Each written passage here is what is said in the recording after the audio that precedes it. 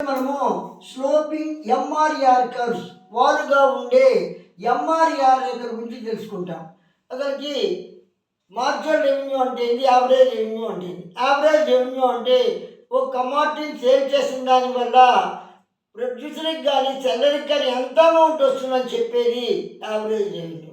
Marginal revenue అంటే ఒక అడిషనల్గా ఒక కమాడిటీని సేల్ చేసిన దానివల్ల సెల్లర్కి కానీ ప్రొడ్యూసర్కి కానీ ఎంత అమౌంట్ రిసీవ్ చేసుకుంటాడు అనేది తెలుపుతుంది.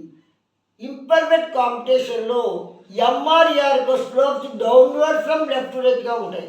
ఎందుకంటే సెల్లర్ ప్రైస్ తగ్గించినప్పుడు ఎక్కువగా కమాడిటీని సేల్ చేసుకుంటాడు. ఈ రెండింటి మధ్య ఇన్వర్స్ రిలేషన్షిప్ కాబట్టి ఎంఆర్ఆర్తో slopes downward from left to రైట్గా ఉంటుంది. కానీ ఏఆర్ కింది బాగాన ఎంఆర్ కర్వ్ ఉంటుంది. ఎందుకంటే ప్రైస్ తగ్గించినప్పుడు ఏఆర్ కన్నా ఎంఆర్ ఎక్కువగా ఫాలో అవుతుంది కాబట్టి ఏఆర్ కర్వ్ కింది బాగాన ఎంఆర్ కర్వ్ అనేది ఉంటుంది. ఎంఆర్ అనేది 0 కావచ్చు, నెగిటివ్ కావచ్చు, కానీ ఏఆర్ మాత్రం ఎప్పుడూ కూడా ఒకే విధంగా ఉంటుంది. ఈరోజు మనము సగటు రాబడి రేఖలు, ఉపాంత రాబడి రేఖల యొక్క వాలు గురించి తెలుసుకుంటాం.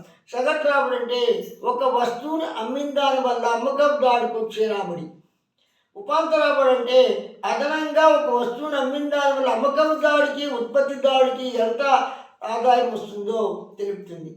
అసంపూర్ణ పోటీ మార్కెట్లో అంటే ఏకస్వామ్య మార్కెట్లో ఎంఆర్ఆర్ రేఖలు ఎడమ నుంచి కుడి కిందికి వాడి ఉంటాయి. ఎందుకంటే అమ్మకందారుడు కానీ ఉత్పత్తిదారుడు కానీ ధర తగ్గించి ఎక్కువ వస్తువులు అమ్ముకుంటాడు.